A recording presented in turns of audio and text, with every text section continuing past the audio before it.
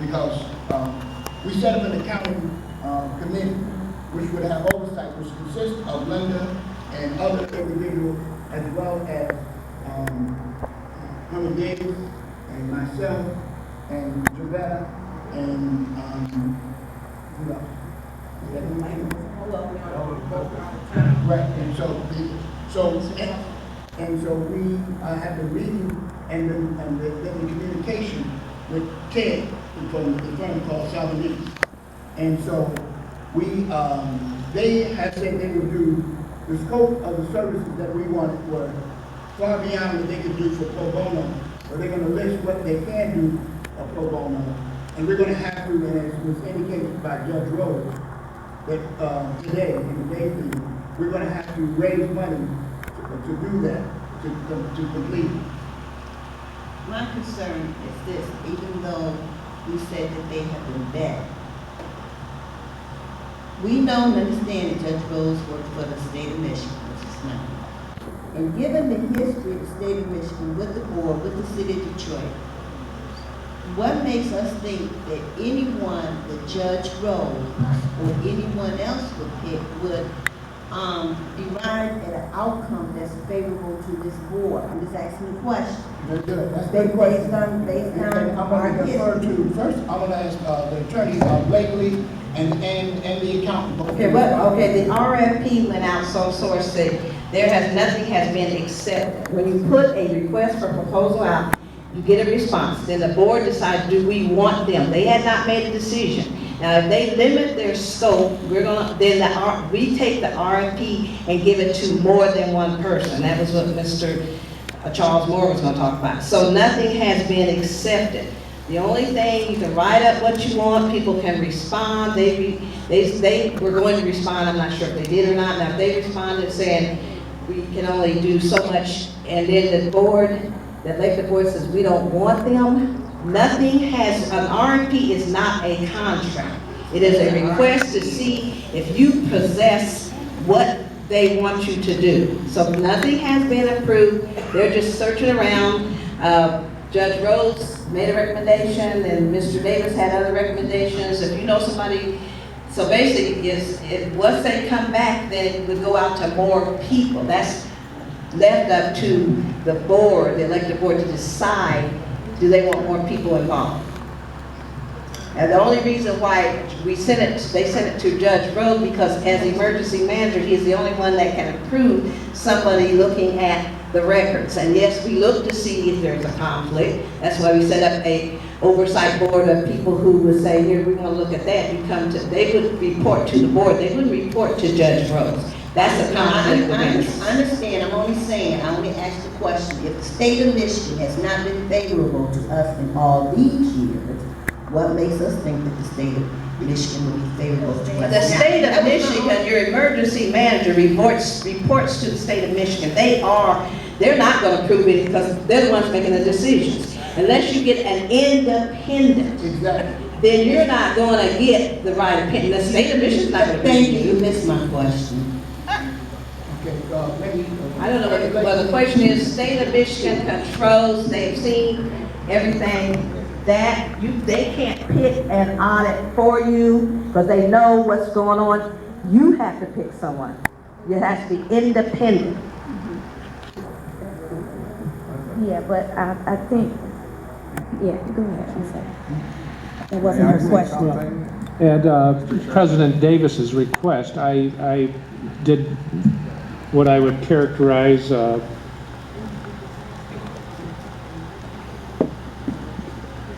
as my due diligence. And first of all, I obtained everything from online sources. Mr. Garvin, who was the gentleman that Mr. Rhodes spoke of earlier as being a friend, I would imagine because of Judge Rhodes being involved in so many bankruptcy positions, and that's the kind of expert witness that Garvin has been many, many, many times over the years, that was how they became aware of each other.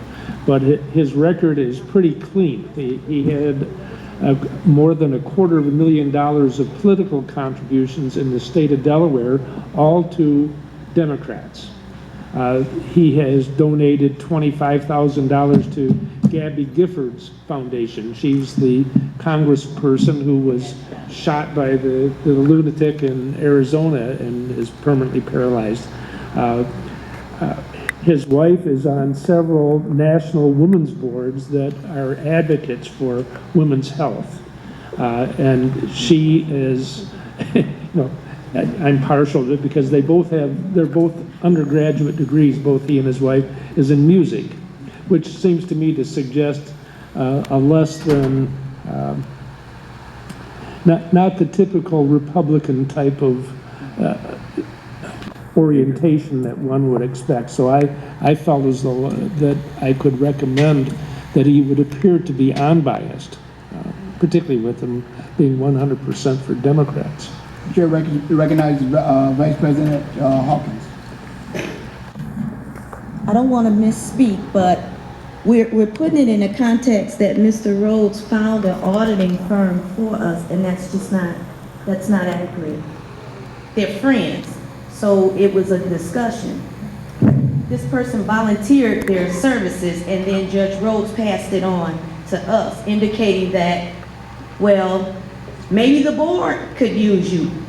I'm not doing an audit. The state is not doing an audit. The governor doesn't want an audit. So that's how that happened. So he gave it to us. This is a guy, this is a firm. Have at it. His hands is off. But being that he's the transitional / emergency manager, we have to be transparent. We're giving him what we're expecting. We are. What are we looking for? So it's full range. So now it's in their hands indicating what we can do, what we cannot do. So if they said we can't do A, B, and C, then this RFP goes out to another auditing firm. So that's, I don't know if that cleared things out, but Judge Rhodes did not say, here, you know, this is who I picked for you. So I hope I answered your question. That is how that is. Nothing has been accepted by the board. You keep putting it out till you find out that if this is conflict or what the background. So again, you're moving forward. That's what you need to do. And again, you just threw it out there. If you have some, we've had other people come and say that they might be interested in doing it. Lamar, may I have a second? Sure.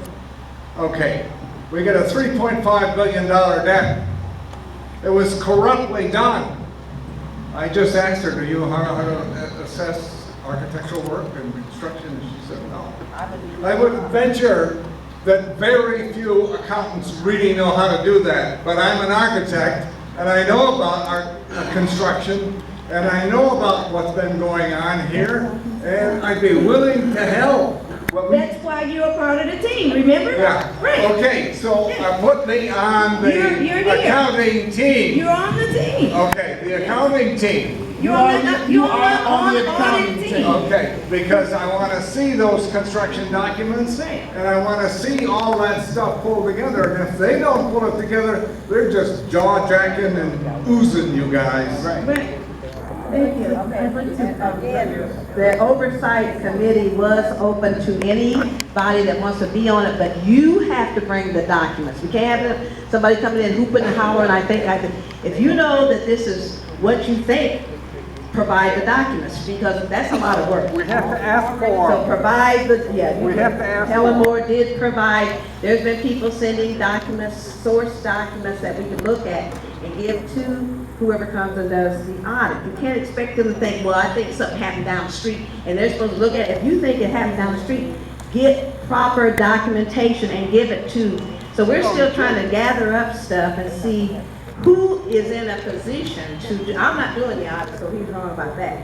I basically just, because of my expertise and different, I said I'll sit on the committee and look at what needs to be done. But the forensic audit firm would be doing that, and the board and the committee would decide, yes, we want to go with him. We may not want to go with Judge Rhodes with his person. If somebody else can do it pro bono, there's no money to pay. Exactly. An audit like that would cost you $500,000 plus, maybe $1 million. Your annual audit is 1.2 million or more.